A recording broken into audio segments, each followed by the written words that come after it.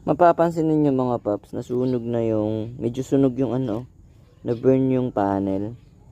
So, matagal naman na to, mga mag 7 years na. Pero ngayon lang siya nasunog. Ayan no, nasunog. Kikita ba? Ayan no. Ito, ipapakita ko sa inyo. Bubuksan ko mga paps. Ayan mga paps, sunog.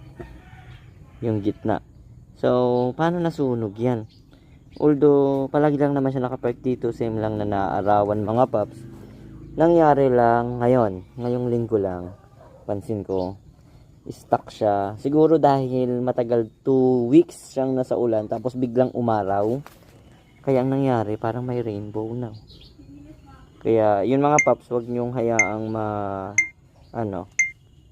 tawag dito, wag nyong hayaan mabilad yung motor ninyo pag galing sa ulan. Nagmo-moist nga yung panel pag umuulan, 'di ba mga paps? Ayan. Share ko lang sa inyo ito.